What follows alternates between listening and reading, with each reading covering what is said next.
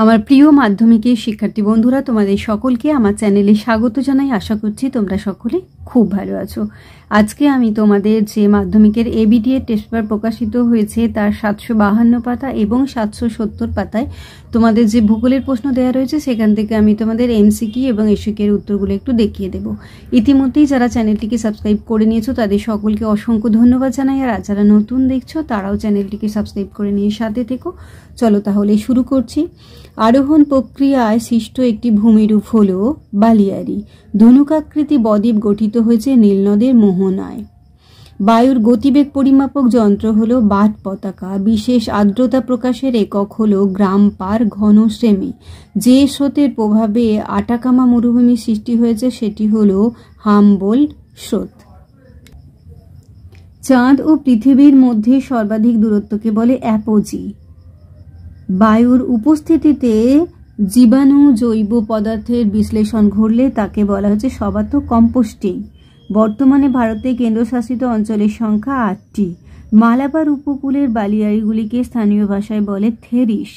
ভারতের বৃহত্তম সেচ খাল ইন্দিরা গান্ধী খাল। চন্দন গাছ একটি পর্ণমোচী উদ্ভিদ।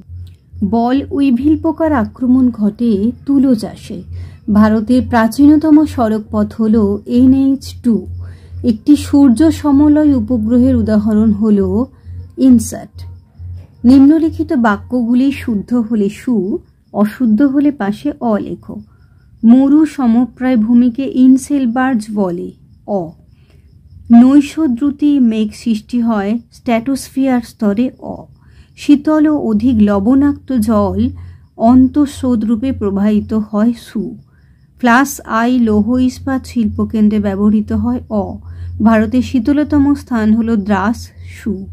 বায়ুমণ্ডল অনুভূমিক সঞ্চালনের মাধ্যমে উত্তপ্ত হওয়ার পদ্ধতিকে অ্যাবভেকশন বলা হয়, এটা হবে সু। উপগ্রহ মানচিত্র প্রস্তুত করে ইসরো, এটাও হবে সু। এরপরে দেখো উপযুক্ত শব্দ বসিয়ে শূন্যস্থান পূরণ করো। পৃথিবীর বৃহত্তম নদীদ্বীপ হল গঙ্গা ব্রহ্মপুত্র। কেটেল হ্রদের তলদেশে স্তরে সঞ্চিত পলিকে ভার্ভ বলে। পূর্ণিমা তিথির সিজিকি অবস্থানকে পতিযোগ বলে। উষ্ণতা রেখা অবতল এবং বৃষ্টিপাত মে আগস্ট মাসে হলে সেটি দক্ষিণ গোলার্ধের ভূমধ্যসাগরীয় জলবায়ুকে নির্দেশ করে। স্বামী বিবেকানন্দ আন্তর্জাতিক বিমানবন্দর রায়পুর শহরে অবস্থিত। 50 লক্ষের বেশি জনসংখ্যাযুক্ত শহরকে বলে মেগা সিটি। পরেরটা দেখো, ইঞ্চিসিট ভূ বৈচিত্র্য সূচক মানচিত্রে অক্ষাংশ ও দাগিমাগত বিস্তার, এটা হবে 15 মিনিট গুণিত 15 মিনিট। এবার দেখো 2.3 একটি বা দুটি শব্দে উত্তর দাও। ভারতের উচ্চতম জলপ্রপাতের নাম কি? এটা হবে কুঞ্চি কল। গ্রিন হাউস প্রভাব সৃষ্টিকারী প্রধান গ্যাস কোনটি? এটা হবে CFC। পৃথিবীর ওপর চাঁদের আকর্ষণ বল সূর্য অপেক্ষায় কত গুণ বেশি? এটা হবে দ্বিগুণ।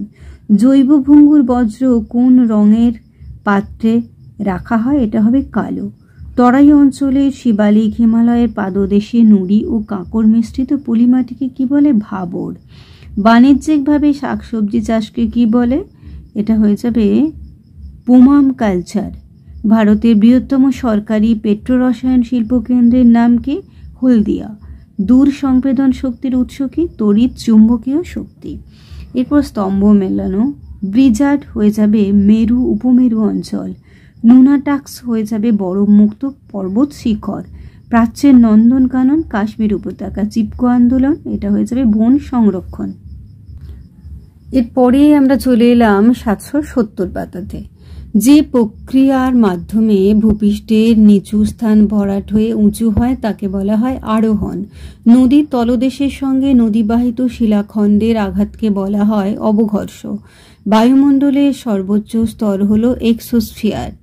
পৃথিবীর অ্যালবেডোর পরিমাণ প্রায় 34%। কোন বায়ুর প্রভাবে ভূমধ্যসাগরীয় জলবায়ু অঞ্চলে শীতকালে বৃষ্টিপাত হয়? পশ্চিমা বায়ু।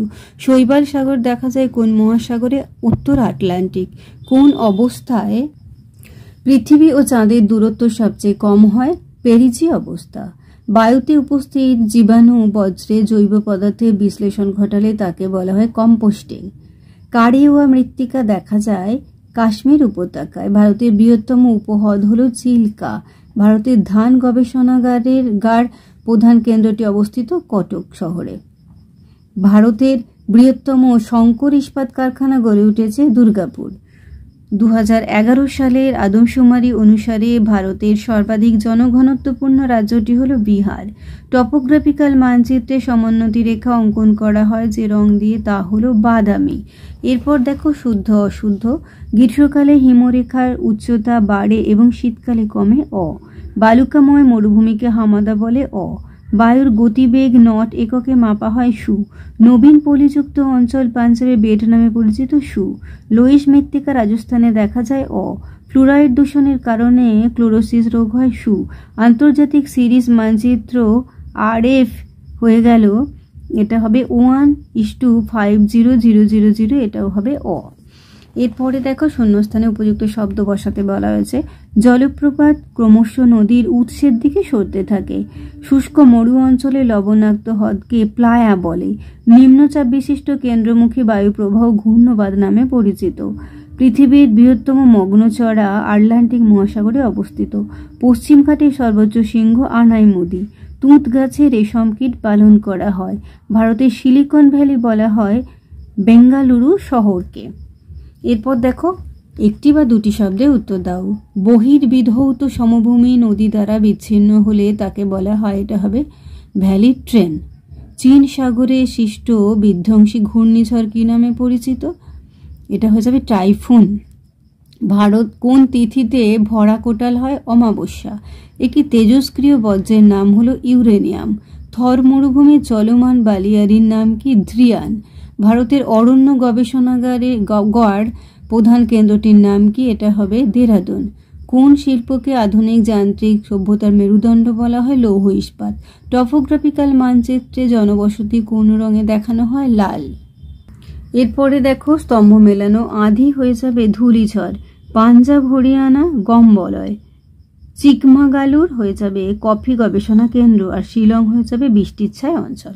তাহলে আমার প্রিয় মাধ্যমিকের শিক্ষার্থী বন্ধুরা, আজকে তোমাদের আমি যে ABTA টেস্ট পেপার প্রকাশিত হয়েছে তার 752 পাতা এবং 770 পাতায় যে ভূগোলের প্রশ্ন দেওয়া রয়েছে সেখান থেকে আমি MCQ এবং SQ এর উত্তরগুলো দেখিয়ে দিলাম। আশা করছি সকলেই বুঝতে পেরেছো। ভিডিওটি দেখার জন্য তোমাদের সকলকে অসংখ্য ধন্যবাদ জানাই। ভালো লাগলে লাইক করো, কমেন্ট করো, বন্ধুদের মধ্যে শেয়ার করো। আর আগামী দিনে নতুন নতুন ক্লাসগুলো পাওয়ার জন্য অবশ্যই চ্যানেলটিকে সাবস্ক্রাইব করে নিয়ে সাথে থেকো। তোমরা সকলে খুব ভালো থেকো।